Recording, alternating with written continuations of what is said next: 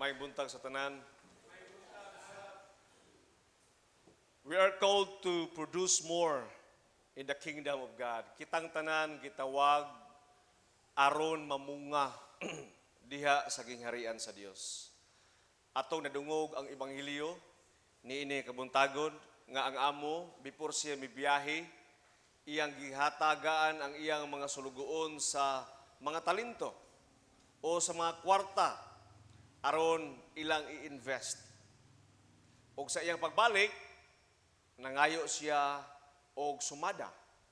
Ang katong gitagaan niya og 5 ka talento, naingon siya nga agalon, gitagaan man ko nimo og 5 tanawa, nitubo na nahimo nang napulo ang tanan, kay nibunga na siya glaing 5. O ang isa, gitagaan niya og 2 ka talento, ingon siya nga boss, 2 man imong gihatag tanawa, 4 na. O ang panglast, naingon siya nga stricto mga kaayo, mo ani ka man sa wala nimo gipugas o mo gather ka sa wala nimo gitanom, akong gilubong. Ang imong gihatag nga isa na ara, isa lang gyapon. Og nagsilaob sa kasuko ang agalon, naingon siya nga ikaw usa ka way hinungdan og tapulan nga sulugoon. Kabalo ka man diya nga stricto ko ngano wala man na nimo gibutang na lang sa bangko kay para pagbalik nako na ay tubo. Og niingon siya gapusa ra niya ilabay dito sa gawas og didto maghilak siya og mukagot ang iyang ipon. Those who will not produce is wicked and lazy. Throw that worthless servant outside into darkness, where there will be weeping and gnashing of teeth. Matingala tanong kay ang katong tawhana, ginganlan siya og wicked in English, nga tapulan ron unta siya. Pero maigsoon, ang kining pagkatapulan sa tao, this is part of a 7 deadly sin. Na ay 7 kasala sa tao nga mga paimpyerno sa tao. Usa na niya na ang garbo, apan ang kining sloth or laziness or pagkatapulan baka pahimo sa tao nga dautan. That is why he is considered or tagged as wicked, because being sloth or pagkatapulan makapaimpyerno din na sa tao. Kanang singilag higda, kanang sugoon di mustuman, kanang walay gibuhat sa kinabuhi, delikado din na di ay ang pagkatapulan. That is why retirement mentality is not God's kingdom mentality. Ang kanang mayon nga, retire naman ko, mo retire na ko. Wala na ko ibuhaton sa kinabuhi, kay retire naman. That is not God's kingdom mentality. In fact, in the book of Isaiah chapter 9, it says, His kingdom is an ever-increasing kingdom. It is everlasting, yet it is ever-increasing kingdom. Ang gingharian kuno sa Dios kanunay ni nagatubo. Mauna maigsuon nga dili kita unta moingon nga human ako sa akong buluhaton og retire nako. There are only 2 options in God's kingdom. Duha lang ang option kung naa ka sa gingharian sa Dios, naa ka sa iyang iglesia, duha lang ang pwede mahitabo kanimo. Number 1, first option is to keep going and keep increasing.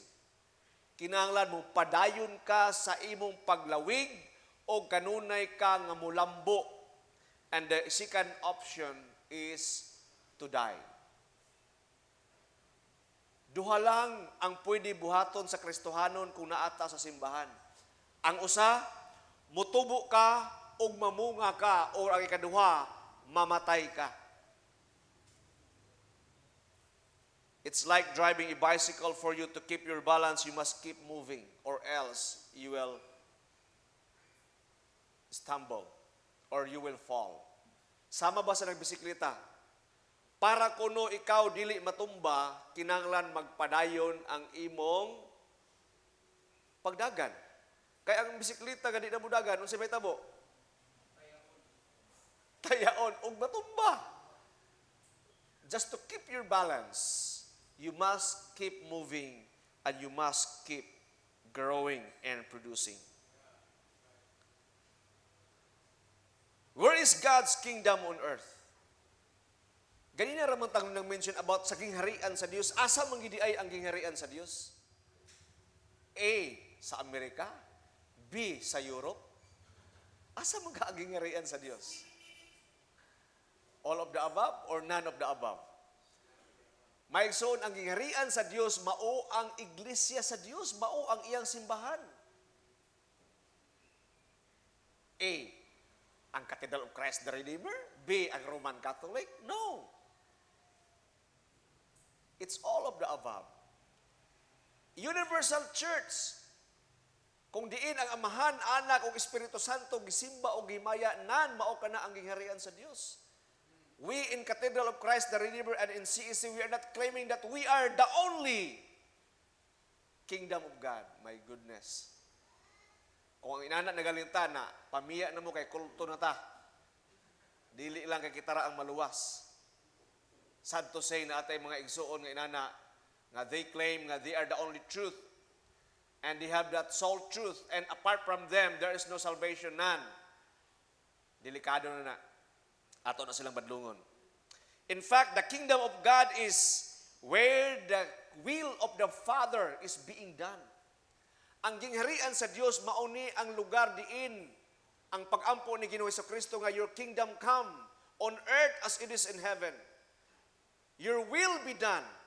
Kung natuman ang kamubuton sa Dios ni ana nga lugar sa atong taliwala, ni ana nga iglesia, ni ana nga simbahanan, mao ka na ang gingharian sa Dios. Og ikaw ug ako nakitang tanan naa kita sa gingharian sa Dios. Og kitang tanan mga piniyalan. Gitagaan ta sa Ginoo og katakos or gitagaan ta niya og mga talento. In fact, the seal of the chrism oil is the mark of the presence of the Holy Spirit, and the baptism is our entrance into the kingdom of God. So kung ikaw nabunyagan na, miyembro ka na sa gingharian sa Dios. O sa dihang ikaw gimarkahan sa holy oil during sa imong baptism, you receive the mark of God, the ownership of God, that you belong to the kingdom of God. And you've been equipped with talents and abilities diha sa gingharian sa Dios. Pataba na ni ana nga silyo ang mga talento nga gihatag sa Dios kadato. And we've been equipped to produce and to be productive para mahimong mabungahon. Igna imong abay, pag mabungahon. Importante kaayong maigsuon kay ang kahoy nga dili mamunga, ang ngayan nga putlon. Og dili lang putlon, naa pa kay suggestion, sugdod sa kayo. Isugdod ko sa kalayo. Sunugod dauban. O kana ang imong bunga, maigsuon kung ikaw mamunga, we are called to produce fruit. Unsay atong buhaton sa atong bunga? Father, namunga naman ko, Father, sa akong kinabuhi. Unsa may atong buhaton ni ana nga bunga? O kanon, di ba? Kanon, Father. Kinsa man ang mukaon? Ako, Father. Ako gid, Father, kaya ako man ang namunga, Father. Oops! Hinumdumi nga ang Dios, mato ni Pablo kung si Pedro kuno ang nagtanom, or si Pablo ang nagbisibis, apan ang Dios lang ang makahatag og bunga. Ang bunga maigsuon kana hinatag sa Ginoo kanimo, igo lang ka nagmatuto niini, nagcultivate niini. Pero ang Dios ra gyud ang makahatag og bunga. O ang pangutana, unsay atong buhaton sa bunga kay ang Dios may tag-iya sa bunga? Mubalik dayon ta sa Decalogue. Thou shalt love the Lord thy God with all thy heart, and thou shalt love thy neighbor as thyself. Unsay buhaton sa bunga? Thou shalt love the Lord thy God with all thy heart, with all thy mind, with all thy strength, with all thy soul. Sa tanan nimo nga pagkaikaw, hiumaon nimo first and foremost ang Dios. Now, kung naay bunga, unsay imong buhaton sa bunga? Akong kanon, Father. Sus, kalami, gini mong laparuha. Dili lagi na ba? Oh, thou shalt love the Lord thy God. Unahon gini mo ang Ginoo. Pasidunggi ang Ginoo pinaagi sa imong bunga. Amen. Ingnay mong abay. Pasidunggi ang Ginoo pinaagi sa imong bunga. Pasidunggi ang Ginoo pinaagi sa imong bunga. Mauna nga kita diri sa simbahan gitudloan kita tithes, offering, special offering. Kay that is the way of honoring God. And the second commandment is what? Love your neighbor as you love yourself. That means you have to love yourself first. You honor God, love yourself so that you can love others. Do not be hypocrite by saying, I will love others and not love myself. No. Your basis of loving others is yourself, the way you love yourself. That is why the Bible says, love them as you love yourself. That means, it's after honoring God, imong gahinan ang imong kaugalingon. Kaya nga naman, imong gahinan ang uban. Sa ato pa, kung kita na ay grasya na ay panalangin, hinumdumi ang Diyos, o hinumdumi ang imong silingan. Amen ba? Ingnay imong abay, hinumdumi ang Diyos, o hinumdumi ang imong silingan. Hayahay na yung makasilingan ng maghinatagon, no? Kung makasilingan mong maghinatagon, bless mo. Pero mas bless yun kung muhatag mo. Kaya ang tinuod nga blessing sa nagbibigay, hindi sa nagtanggap. Kasi walang talo sa nagbibigay. Amen. Kung ikaw muhatag, bisan pag diya sa inyong grupo, kanang grupo ninyo ba, ikaw ang maghinatagon? Daog ka pero minti. Walang talo sa nagbibigay. Bisan pag mahurot ng imo, hindi ka pa rin talo. Di man ay contest ang ato. Now think of this. Kung ikaw usa ka Kristohanon, dili na ka mamunga. Then God provided you with, kung ikaw usa ka kahoy, ug dili na ka mamunga, and God provided you with soil, with sunlight, with the rain, and ability to produce, ug wala na ka namunga. Think of that. Usa ka Kristohanon nga kaniadto nangalagad ka sa Ginoo ug namunga ka. Yet God provided you with the seed, di ba? With the light, the rain, tanan, the fertilizer, everything. And yet wala nimo gamita ug wala na ka namunga.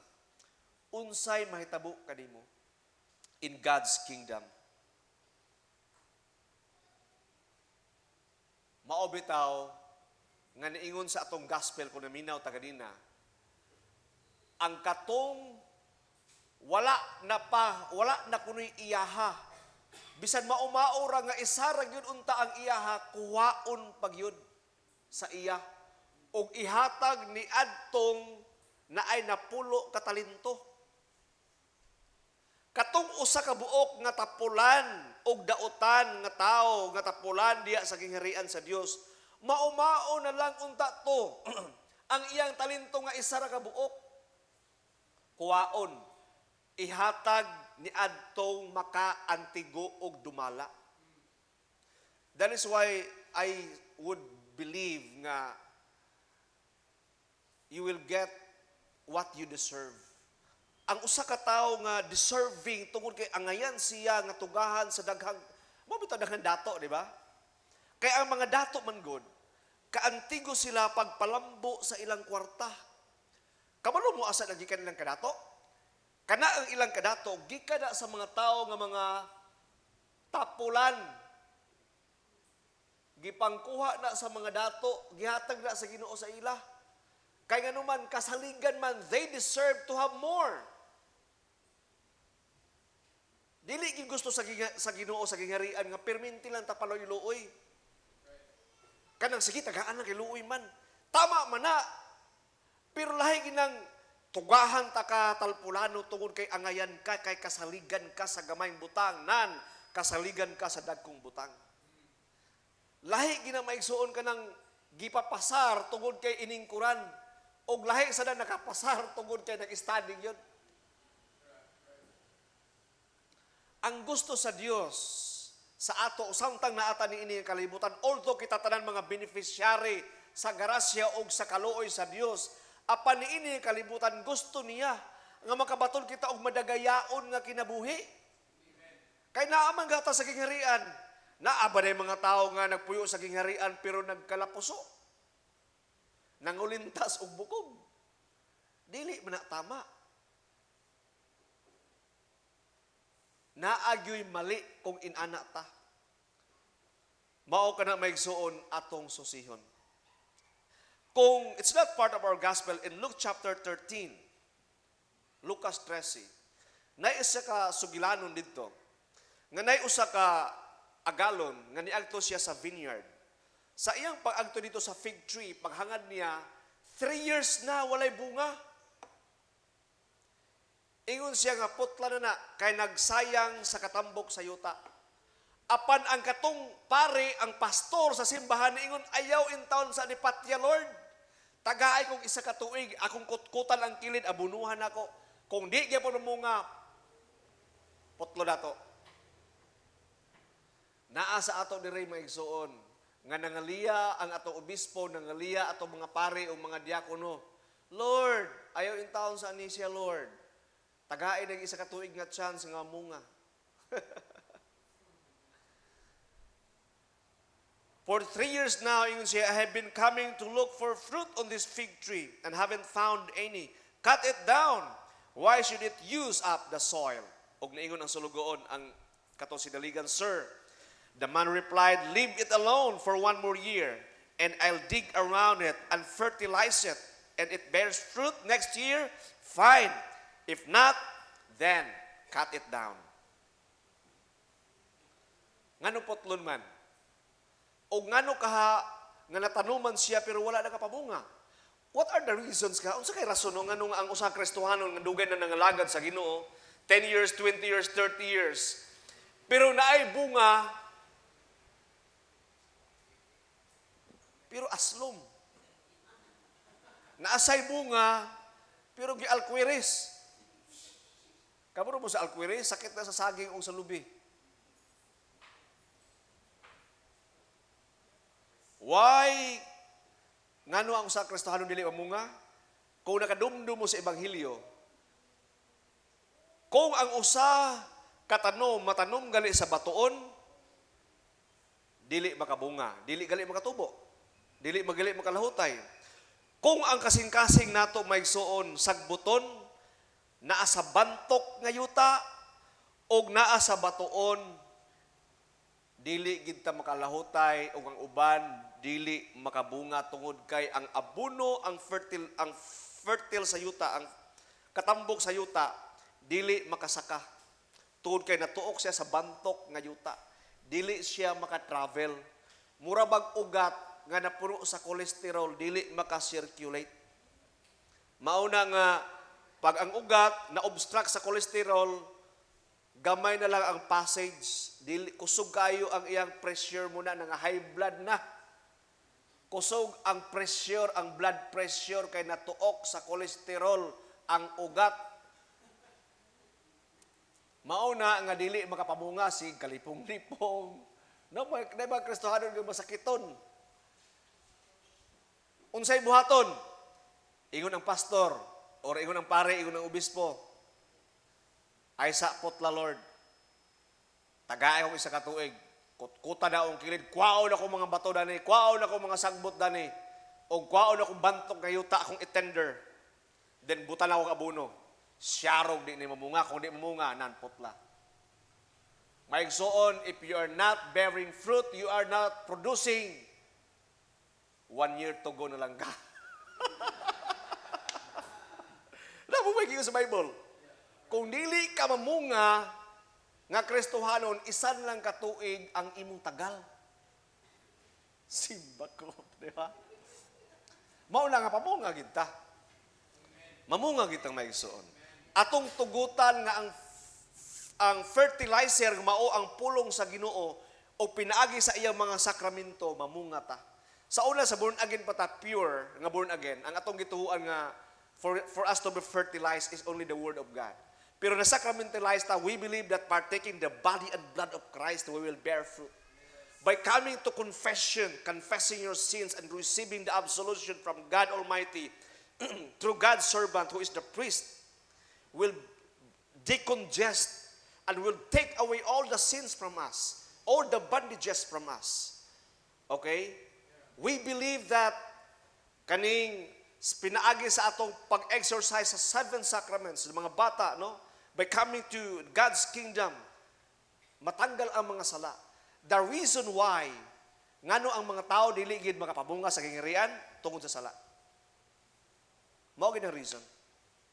And the only way nga matanggal na ang mga sala, pinaagi sa atong pagduol sa Ginoo, pinaagi sa atong pagpartake sa mga sakramento.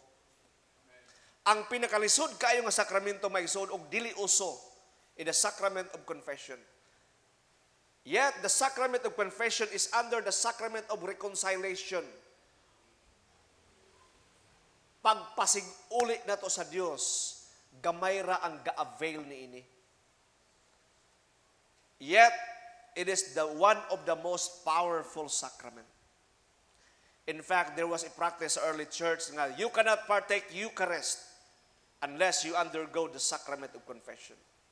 Dili ka makapangalawat kung wala ka nakapangumpisal. But God is merciful God. We have that leeway, ginatagaan tayo, we can still partake. Total na amang tayo absolution di rin o pagpangayog pasaylo. But there are sins that really needs confession. In fact, kami ni Father Rex, we are practicing that now, and it's really different. Ang reason ngano dili maka-flow ang life blood nato, dili maayo ang flow sa ang circulation sa dugo nato, because life is in the blood. Kung ang blood nato dili maayo ang circulation, daghan kayo mga obstruction. One of those that I mentioned was your cholesterol and your organ failure. Inana ang Kristohanon, ang atong kasing-kasing batuon, atong kasing-kasing sagbuton, ang atong kasing-kasing bantok, dili makadagan ang nutrients tungod kay naa ang sala sa katapol nga nag-atang. Mao bitaw niingon siya, ikaw sulugoon nga tapulan, di ba? Gapusa siya og itambong siya sa gawas. Diin maghilak siya og magkagot ang iyang ngipon. The sin of sloth, the being lazy pagkatapulan. Mahadlok mo take sa rest. Kanang gusto ng mga tao bitaw nga gusto lang safe bitaw. Dili na ta sa safe nga sahay dili ta mag-invest kay mahadlok ta og take sa rest. Mo po ng mga tao pod nga walay paingnan sa kinabuhi. Unsa may gitudo sa Ginoo, i-invest ang imong money. Ayaw na itagui, ayaw na ikot-kot, ayaw na ilubong. Kay walay mahitabo nimo.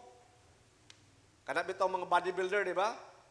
Kung ang bodybuilder, sige lang damgo nga, mudako ang iyang lawas, mupurma iyang lawas, pero di gid siya mauto sa gym, di gid na mudako ang iyang muscle. Di ba? Sige ka lang damgo, sige ka lang imagine. Dili gid na mahitabo.